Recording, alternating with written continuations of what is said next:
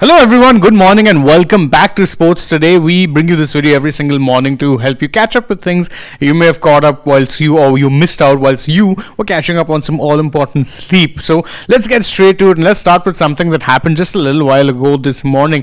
The Ranji Trophy season has gotten underway, which of course means that Indian cricket fans will be focused on a lot of players who are potentially staking a claim for a comeback, and one of those of course was Prithvi Shaw. There's a lot of intrigue around him, especially when you consider that he signed for Maharashtra for this particular season, leaving Mumbai. But his start couldn't have been worse. In the first innings he played for his new side against Kerala, he ended up getting out for a duck. Now, there has been, as is always the case with Prithvi, a lot of outside noise when it comes to this particular move. Of course, the fact that he changed sides, then was seen embroiled in a fight with, of course, former Mumbai teammates and it was just not an ideal way to go about things, but reinforced some notions that perhaps his head isn't in fact always in the game. And to start off with a duck, hardly ideal. Of course, he can turn things around in the second innings, assuming they get a chance to bat. But as I said, not quite the best of starts that you could have made given the circumstances.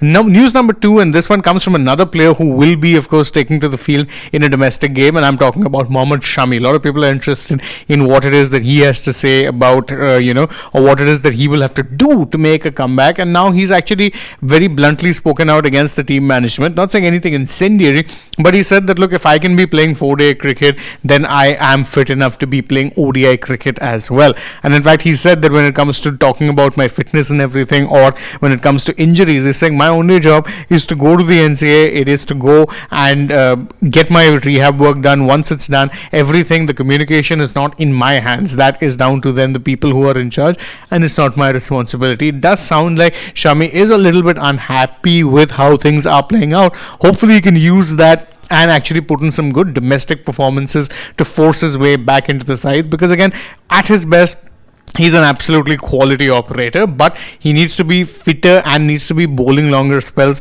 for him to potentially come back into consideration for selection. News number three, and this again concerns domestic cricket. It comes from a conversation held between Ajinkya Rahane and Chiteshwar Pujara on the former's YouTube channel, and Rahane actually made a rather interesting claim where he said that a lot of domestic players are actually scared of the domestic selectors, and he suggested some changes for how it is he feels that selection should be done, including mostly keeping the selectors to be former players or notable players from the state should be the ones. He also said that they need to be moving a bit with the times and not necessarily staying stuck in their minds. And some very interesting updates really, and some insights from Rahane. And it is of course worth noting that he's someone who's always played domestic cricket when available. He's not been playing India for the past 2 years really, and has consistently been turning out for the domestic side. So him giving that insight carries more than a little bit of weight. And more news now, this time of course looking at the international side of things. Stuart Broad, well, he has now started the verbal volleys and the mind games ahead of the Ashes. He said that this Australia team is the weakest that he's seen since 2010. Now of course it comes off the back of a quote which is of course doing the rounds from David Warner, where he said that Australia are here to win the Ashes, the English are here to get a moral victory, which is quite the line really, I may say so. But seeing the verbal volleys does in fact remind you that yes, it is Ashes season. It is that time of the year where you're going to be seeing the English-Aussie rivalry absolutely ramp up. So can expect more of this before the start of the first test match.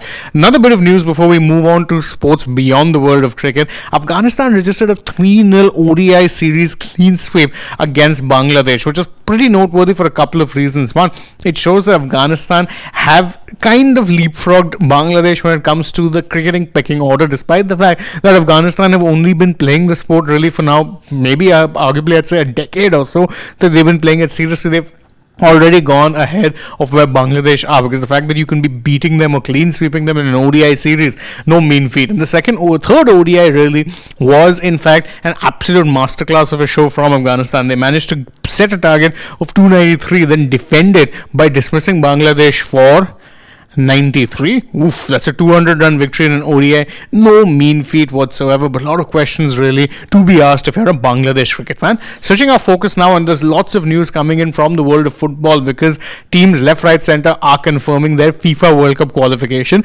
England were one of the first to do so. They beat Latvia 5-0, courtesy goals from the likes of Harry Kane. No surprise there. 5-0 victory against Latvia confirms their ticket to the 2026 World Cup, which is of course set to take place in the USA, Canada and Mexico. Now with this one, of course, them qualifying is really not that much of a surprise, but you still have to seal it, so good on them. Another team who qualified, and this one's a little bit more newsworthy, South Africa. South Africa beat Rwanda 3-0 to finish first in Group C. Now against Benin. Benin were one of the other teams that were potentially in line to qualify from this group, but they had a 2-point lead going into the final round of fixtures, but they ended up losing out to that because they were thumped 4-0 by Nigeria. So Benin are out as things stand. Of course, they can still qualify later on. South Africa confirmed, and it's interestingly the first time that South Africa will be qualifying for the tournament since 2010. And of course, you have to remember, in 2010 they didn't qualify for the World Cup. They were the hosts and so qualified automatically as the host nation. Another bit of interesting news, and this one comes from Spain. They ended up beating Bulgaria 4-0, and well, they are now all but confirmed to make it to the World Cup. They still need one more result going their way, but it is very much a formality that now even Spain are very close to punching their ticket for the 2026 World Cup. Switching the sports beyond that, you'd remember Valentin Vacherot, the tennis star who took everyone by surprise by actually winning a tournament against his own cousin recently. It was the Shanghai Masters, where he ended up even eliminating Novak Djokovic. And now Vacherot has received a wildcard for the ATP tournament that will be taking place in Basel, and has also submitted a request to enter the main draw at the Paris Masters. There too, he'd need a wildcard because his ranking points right now aren't that high enough, and it would assume that he doesn't want to play the qualifiers, which is why he's asking for a wild card. But if he can get it, I think it would be a rather surprising rise, capped off at the end of the year, because let's face it, no one was expecting Vacherot to be one of those players that most people would be talking about come the end of the tennis year, yet that's exactly how it is. And the last bit of news, this one with a little bit of a political line as well, but it does seem like, or at least in the mind of the US president, that certain cities aren't fit to be hosting global games, because he has now threatened